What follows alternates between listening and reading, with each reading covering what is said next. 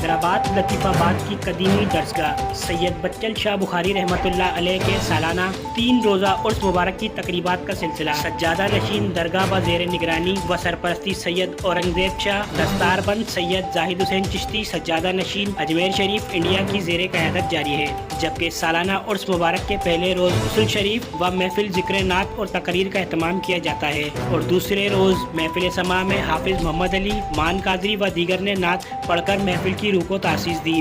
اس موقع پر سجادہ نشین درگاہ سید اورنگزیب شاہ و دیگر نے کہا کہ سید اورنگزیب میرا نام ہے اور میرے پاس اس گدی کو ملے ہوئے بھی کام 30 سالوں کا، اس سے پہلے میری والدہ کے پاس تھی، تو مطلب سالوں سے ہمارے پاس ہے۔ کیونکہ لازماً تعداد آتی ہے، لیڈیز ہی کم سے کم 700-800 کے قریب ہوتی ہے اور صبح سے لے کر رات تک انسان کا تانتا بندھا ہوا ہوتا ہے، آتے رہتے ہیں جاتے رہتے ہیں، چادر شریف چلاتے ہیں پھر چلے جاتے ہیں، پھر دوسری چادر آ جاتی ہے پھر وہ چلاتے ہیں اور چلے جاتے ہیں۔ لنگر بھی میرے خیال میں صبح سے لے کر رات تک لنگر چل رہا ہوتا ہے۔ ہر سال اسی طرح شان شوق سے جوش و خروش سے 3 روزہ عرس منتا ہے، وہ سالوں سال سے عرس من رہا ہے۔ یہاں سے اللہ پاک نے اتنا فیض جاری کیا ہے، ہر آنے والا فیض پاتا ہے۔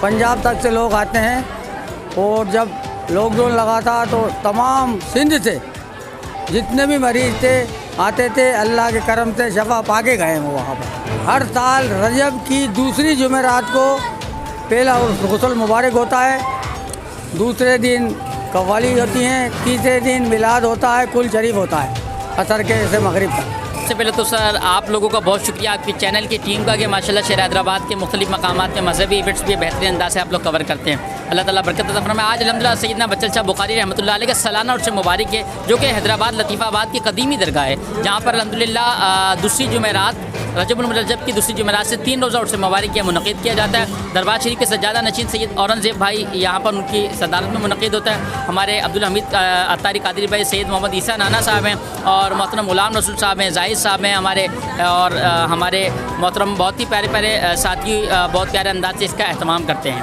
جبکہ تیسرے روز محفل میلاد برائے خواتین کروایا جاتا ہے۔ اس کے ساتھ ساتھ مرحومہ اماں جی کی سالانہ برسی بھی منائی جاتی ہے۔